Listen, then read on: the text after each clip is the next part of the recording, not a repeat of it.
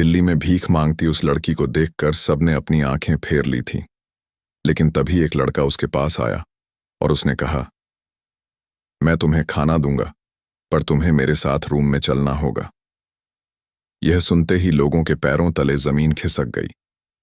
हर कोई वही सोच रहा था जो अक्सर गरीबों के साथ होता है, मगर जो दिखता है वह होता नहीं और जो होता है वह दिखता नहीं। मजबूरी का सौदा और गरीबी का खेल। लेकिन इसके बाद उस लड़की के साथ जो हुआ, उसे सुनकर आपके रोंगटे खड़े हो जाएंगे। लेकिन उससे पहले इस वीडियो को लाइक करें और मेरा चैनल दुनियावी कहानियां को सब्सक्राइब कर दें। दिल्ली के हलचल भरे निजामुद्दीन रेलवे स्टेशन के पास, जहां रिक्शों की चीखें, ठेले वालों की पुकार और यात्रियों की भीड़ का शोर एक अनवरत सिम्फनी बुनता था, वहां एक कोने में जिंदगी की सबसे कड़वी सच्चाई नजर आती थी। फुटपाथ पर बैठी थी एक लड़की, राधा, उम्र करीब 23 साल। धूल और धूप ने उसके चेहरे की रंगत छीन ली थी और उसकी आंखों में भूख और लाचारी का मिश्रण साफ झलकता था। सामने एक टूटा फूटा कटोरा पड़ा था जिसमें कुछ सिक्के खनक रहे थे। लोग आते जाते कोई सिक्का फेंक देता, कोई ताने मारता और ज्यादातर उसे अनदेखा कर निकल जाते, जैसे वह वहां थी ही नहीं। राधा हर राहगीर से उम्मीद की किरण जोड़ती, मगर हर बार उसकी उम्मीदें धूल में मिल जातीं। उसी भीड़ में एक चमकती कार रुकी। दरवाजा खुला और उसमें से एक युवक उतरा। विक्रम, उम्र करीब 26 साल, चेहरे पर गंभीरता और आंखों में एक अजीब सी चमक। उसकी चाल में आत्मविश्वास था और भीड़ ठिठक कर उसे देखने लगी। सबके मन में वही ख्याल आया जो अक्सर गरीबों के साथ जोड़ा जाता है, पैसे और मजबूरी का सौदा। विक्रम सीधे राधा के पास गया, उसके सामने रुका और धीमे स्वर में बोला, तुम्हें खाना चाहिए, है ना? मेरे साथ होटल चलो, मैं तुम्हें खाना दूंगा। यह सुनते ही हवा में खामोशी ठहर गई। भीड़ में फुसफुसाहट शुरू हो गई। कुछ ने तिरस्कार भरी नजरें फेंकी, कुछ ने सिर झटका, मगर विक्रम की आवाज में ऐसा यकीन था कि राधा के कदम ठिठक गए। उसके मन में डर और उम्मीद का द्वंद्व चल रहा था। मन कह रहा था कि शायद यह भी बाकियों जैसा होगा, लेकिन दिल के किसी कोने से आवाज आई, नहीं, यह अलग है। विक्रम ने बिना कुछ और कहे कार का दरवाजा खोला और इशारा किया। राधा कांपते कदमों से उठी, भीड़ की ओर देखा। किसी की आंखों में दया थी, किसी में शक। उसे लगा कि यह पल उसकी जिंदगी का टर्निंग पॉइंट हो सकता है। वह कार में बैठ गई। भीड़ वहीं खड़ी रह गई, हर कोई अपने ख्यालों में डूबा। गाड़ी धीरे धीरे निजामुद्दीन स्टेशन की भीड़ से दूर निकल गई। बाहर ट्रैफिक का शोर था, लेकिन कार के अंदर सन्नाटा। राधा खिड़की से बाहर देख रही थी, उसका दिल जोर जोर से धड़क रहा था। उसे समझ नहीं आ रहा था कि उसने सही कदम उठाया या कोई बड़ी गलती कर दी। विक्रम चुपचाप गाड़ी चलाता रहा। करीब आधे घंटे बाद गाड़ी एक साधारण से मोहल्ले में रुकी, जहां एक छोटा सा मकान था। विक्रम ने कहा, डरने की जरूरत नहीं राधा, यह मेरा घर है और यही मेरा काम है। आज से तुम्हारी जिंदगी बदलने वाली है। राधा ने हैरानी और डर के मिश्रण से उसकी ओर देखा। डर अब भी था, लेकिन कहीं ना कहीं उम्मीद की एक छोटी सी चिंगारी जल उठी थी। मकान का दरवाजा खुलते ही राधा की आंखें फटी की फटी रह गईं। अंदर का नजारा बिल्कुल अलग था। एक तरफ स्टील के टिफिन करीने से सजे थे, दूसरी ओर गैस स्टोव पर खाने की खुशबू फैल रही थी। दीवार के सहारे रखे बैग और डिलीवरी के लिए तैयार टिफिन बॉक्स किसी बड़े मिशन की तैयारी का हिस्सा लग रहे थे। राधा को पहले लगा कि शायद यह कोई छलावा है, लेकिन वहां मेहनत की सच्ची खुशबू थी। विक्रम ने काम संभालते हुए कहा, यह मेरा छोटा सा टिफिन सर्विस बिजनेस है। सुबह हम खाना बनाते हैं और डिलीवरी बॉय इसे ऑफिस और हॉस्टल तक पहुंचाते हैं। यह काम छोटा है, लेकिन इसमें इज्जत भी है और मेहनत भी। यही इज्जत मैं तुम्हें देना चाहता हूं। राधा ने धीरे से पूछा, लेकिन मैं क्या कर पाऊंगी? मुझे तो कुछ आता ही नहीं। विक्रम ने उसकी ओर देखा और ठहर कर बोला, काम सीखने से आता है। शुरुआत में तुम बर्तन धोना और साफ सफाई करना सीखो। धीरे धीरे सब्जी काटना, आटा गूंथना और फिर टिफिन बनाना भी सीख जाओगी। सवाल ये नहीं कि तुम्हें क्या आता है, सवाल ये है कि तुम में मेहनत करने का हौसला है या नहीं। राधा का गला भर आया। उसने सिर झुकाकर कहा, मैं कोशिश करूंगी। धीरे धीरे राधा की जिंदगी बदलने लगी। उसने बर्तन धोने से लेकर सब्जी काटने तक का काम सीख लिया। विक्रम हर कदम पर उसे समझाता, यह सिर्फ खाना बनाना नहीं राधा, ये किसी के लिए घर का स्वाद पहुंचाना है। हर टिफिन में हमारी मेहनत के साथ अपनापन भी जाना चाहिए। लेकिन समाज इतना आसान नहीं था। मोहल्ले में कुछ लोग उसे ताने मारते, अरे ये वही भिखारिन है जो स्टेशन पर बैठती थी, अब देखो इस लड़के के नीचे काम कर रही है। ये बातें राधा के दिल को चीर देती थीं। कई बार उसका मन करता कि सब छोड़कर भाग जाए, लेकिन विक्रम के शब्द उसे थाम लेते। वह कहता, भीख आसान है, मेहनत मुश्किल, लेकिन इज्जत हमेशा मेहनत से ही मिलती है। एक शाम जब राधा बहुत उदास थी, विक्रम उसके पास आया और बोला, लोग चाहे कुछ भी कहें, फर्क नहीं पड़ता। जब तुम गिरती थीं तब भी लोग बोलते थे, और अब जब तुम उठ रही हो तब भी। फर्क बस इतना है कि अब तुम गिरकर भीख नहीं मांग रही, बल्कि उठकर मेहनत कर रही हो। याद रखो, जो लोग आज तुम्हारा मजाक उड़ा रहे हैं, कल तुम्हारी मिसाल देंगे। ये शब्द राधा के दिल पर मरहम की तरह लगे। उस रात उसने ठान लिया कि चाहे कितने ताने मिलें, वह हार नहीं मानेगी। धीरे धीरे उसकी चाल में आत्मविश्वास आने लगा। सब्जियां अब सलीके से कटने लगीं, आटा अच्छे से गूंथने लगा।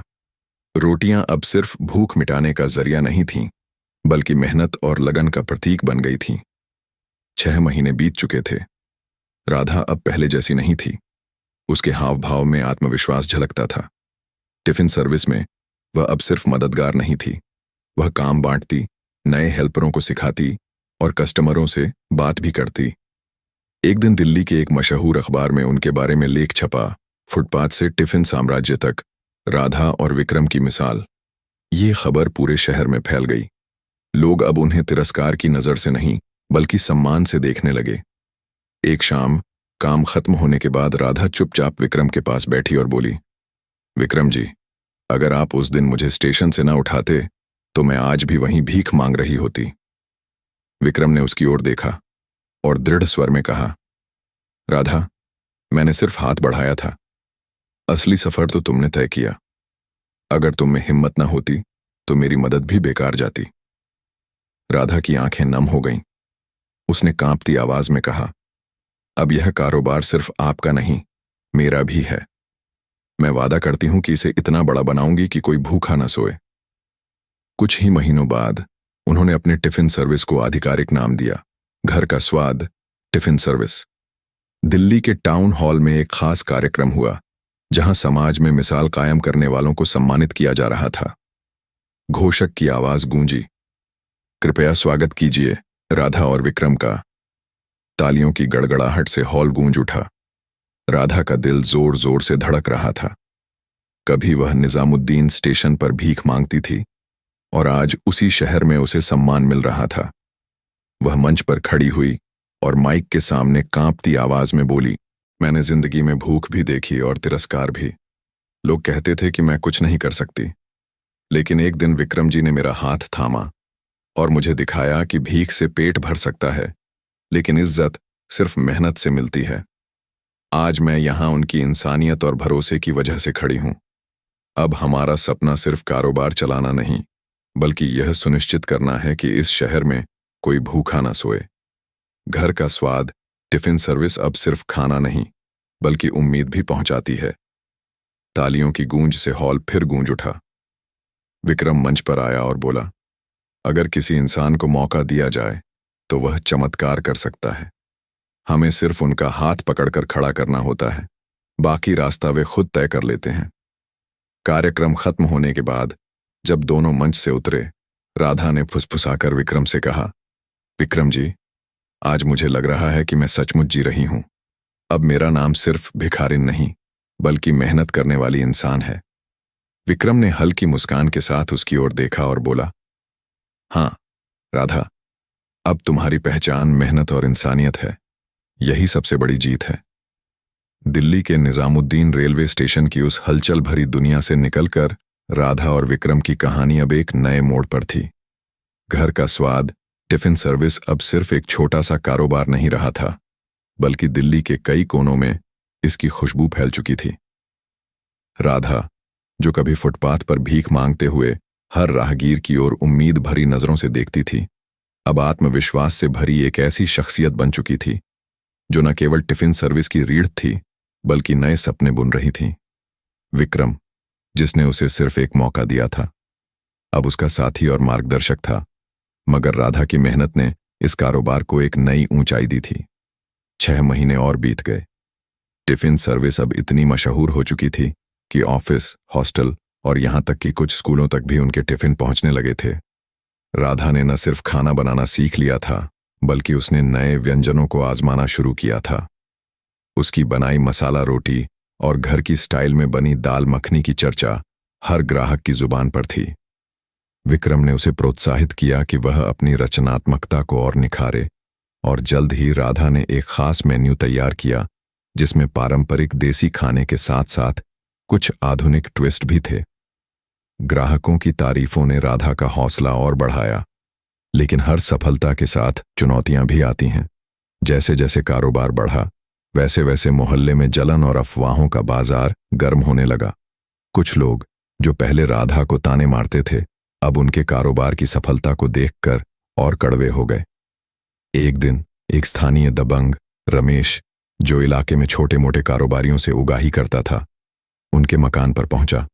उसने धमकी भरे लहजे में कहा, विक्रम, तुम्हारा धंधा तो खूब चल रहा है, अब अगर इसे ऐसे ही चलाना है तो हमें हिस्सा देना होगा। विक्रम ने शांत लेकिन दृढ़ स्वर में जवाब दिया, रमेश भाई, हम मेहनत का पैसा कमाते हैं, किसी की दादागिरी से नहीं डरते। रमेश ने हंसते हुए कहा, देख लो, ये भिखारिन और तुम, ज्यादा उड़ो मत। ये सुनकर राधा का खून खौल उठा, मगर उसने खुद को संभाला और बोली, मैं भिखारिन थी, लेकिन अब मेहनत करने वाली इंसान हूं। आप जैसे लोग मेरे हौसले को नहीं तोड़ सकते। रमेश ने तिरस्कार भरी नजर फेंकी और चला गया, लेकिन उसकी धमकी हवा में तैर रही थी। राधा को डर था कि कहीं यह मुसीबत उनके सपनों को चकनाचूर न कर दे। उस रात वह चुपचाप मकान के एक कोने में बैठी थी जब विक्रम ने उससे कहा, राधा, डरने से कुछ नहीं होगा। हमने यह कारोबार मेहनत से बनाया है और इसे कोई नहीं छीन सकता। हमें बस एकजुट रहना है। राधा ने सिर हिलाया, लेकिन उसके मन में बेचैनी थी। अगले दिन रमेश के कुछ गुंडों ने उनके डिलीवरी बॉय को रास्ते में रोका और टिफिन बॉक्स सड़क पर फेंक दिए। यह खबर जब राधा और विक्रम तक पहुंची तो राधा का दिल टूट गया। उसने सारी रात मेहनत से तैयार की थे वो टिफिन, और अब वे धूल में बिखरे थे। लेकिन विक्रम ने हार नहीं मानी। उसने तुरंत अपने ग्राहकों को फोन किया, माफी मांगी और नए टिफिन तैयार करने की ठानी। राधा, जो पहले टूट चुकी थी, विक्रम के हौसले को देखकर फिर से उठ खड़ी हुई। उसने रसोई में कदम रखा और बोली, विक्रम जी, हम हार नहीं मानेंगे। ये टिफिन सिर्फ खाना नहीं, हमारी इज्जत है। उस रात दोनों ने मिलकर पूरी रात काम किया और सुबह तक नए टिफिन तैयार कर डिलीवरी कर दी। ग्राहकों ने न सिर्फ उनकी मेहनत की तारीफ की, बल्कि कुछ ने तो सोशल मीडिया पर उनकी कहानी शेयर कर दी। जल्द ही यह घटना वायरल हो गई और घर का स्वाद, टिफिन सर्विस की चर्चा और दूर तक फैल गई। इस घटना ने राधा को एक नया सबक सिखाया। मुश्किलें कितनी भी बड़ी हों, मेहनत और हिम्मत से उनका सामना किया जा सकता है। उसने विक्रम के साथ मिलकर एक नई योजना बनाई। उन्होंने फैसला किया कि वे अपने कारोबार का दायरा बढ़ाएंगे और साथ ही उन लोगों की मदद करेंगे जो उनकी तरह मजबूरी में फंसे हैं। राधा ने सुझाव दिया कि वे फुटपाथ पर रहने वाली कुछ और औरतों को काम पर रखें और उन्हें खाना बनाने का प्रशिक्षण दें। विक्रम को यह विचार पसंद आया और जल्द ही उन्होंने 3 और औरतों, लक्ष्मी, सुनीता और कविता, को अपनी टीम में शामिल किया। राधा ने उन्हें वही सिखाया जो उसने खुद सीखा था, बर्तन धोने से लेकर सब्जी काटने और रोटी बनाने तक। इन औरतों की कहानियां भी राधा से मिलती जुलती थीं और राधा उनके लिए एक प्रेरणा बन गई। धीरे धीरे घर का स्वाद टिफिन सर्विस एक सामाजिक मिशन में बदल गया। उन्होंने एक नई पहल शुरू की, जिसके तहत हर महीने कुछ जरूरतमंद लोगों को मुफ्त टिफिन बांटे जाते थे। दिल्ली के कई गैर सरकारी संगठनों ने उनकी इस पहल की सराहना की और उनके साथ जुड़ गए। राधा अब सिर्फ एक टिफिन सर्विस की मालकिन नहीं थी, बल्कि एक ऐसी औरत थी जो दूसरों के लिए उम्मीद की मिसाल बन रही थी। 1 साल बाद दिल्ली के एक बड़े सामुदायिक केंद्र में एक और समारोह हुआ। इस बार राधा और विक्रम को न सिर्फ उनके कारोबार के लिए बल्कि उनके सामाजिक योगदान के लिए सम्मानित किया गया। मंच पर खड़े होकर राधा ने कहा, मैंने कभी नहीं सोचा था कि एक दिन मैं यहां खड़ी होऊंगी। मैंने भूख, तिरस्कार और हार देखी, लेकिन विक्रम जी ने मुझे सिखाया कि मेहनत और इंसानियत से कोई भी सपना सच हो सकता है। आज हमारा सपना सिर्फ टिफिन पहुंचाना नहीं, बल्कि हर उस इंसान को मौका देना है जो जिंदगी से हार चुका है। हॉल तालियों से गूंज उठा। विक्रम ने माइक संभाला और बोला, यह राधा की जीत है, उन सभी की जीत है जो अपने हालात से लड़ते हैं। हमारा काम सिर्फ खाना बनाना नहीं, बल्कि जिंदगियां बदलना है। समारोह के बाद राधा और विक्रम मकान की छत पर बैठे थे। दिल्ली की रात चमक रही थी और दूर कहीं ट्रैफिक का शोर सुनाई दे रहा था। राधा ने चुपके से कहा, विक्रम जी, कभी कभी मुझे लगता है कि यह सब एक सपना है। विक्रम ने मुस्कुराकर जवाब दिया, राधा, यह सपना नहीं, तुम्हारी मेहनत की हकीकत है, और यह हकीकत अब कई और जिंदगियों को रोशन करेगी। राधा ने आकाश की ओर देखा। उसकी आंखों में नमी थी, लेकिन चेहरे पर एक ऐसी मुस्कान थी जो कह रही थी कि उसने न सिर्फ अपनी जिंदगी जीती, बल्कि एक नई मिसाल कायम की। घर का स्वाद टिफिन सर्विस अब सिर्फ एक कारोबार नहीं था, बल्कि उम्मीद, मेहनत और इंसानियत का प्रतीक बन चुका था। इस कहानी की सबसे बड़ी सीख यह है कि मेहनत, हिम्मत और इंसानियत से कोई भी इंसान अपनी जिंदगी को न सिर्फ बदल सकता है, बल्कि दूसरों के लिए भी प्रेरणा बन सकता है। राधा और विक्रम की कहानी हमें सिखाती है कि हालात चाहे जितने मुश्किल हों, अगर एक मौका मिले और उसे मेहनत से पकड़ा जाए, तो हर इंसान अपनी किस्मत खुद लिख सकता है। साथ ही यह भी कि सच्ची सफलता न सिर्फ खुद का उद्धार करने में है, बल्कि दूसरों को भी उठाने और उनके जीवन में उम्मीद की किरण जलाने में है। अब एक सवाल आपसे, अगर आपको राधा की तरह एक मौका मिले, तो आप अपनी जिंदगी को बदलने के लिए कौन सा कदम उठाएंगे, और क्या आप दूसरों की मदद के लिए अपनी सफलता का इस्तेमाल करेंगे, जैसे राधा और विक्रम ने किया? तो दोस्तों, आपको ये कहानी कैसी लगी नीचे कमेंट बॉक्स में ज़रूर बताएं। कहानी अच्छी लगी तो वीडियो को लाइक करें और मेरा चैनल दुनियावी कहानियां को सब्सक्राइब करें और अपने दोस्तों के साथ शेयर करना ना भूलें। मिलते हैं अगली कहानी के साथ। पूरी कहानी देखने का आपका दिल से धन्यवाद।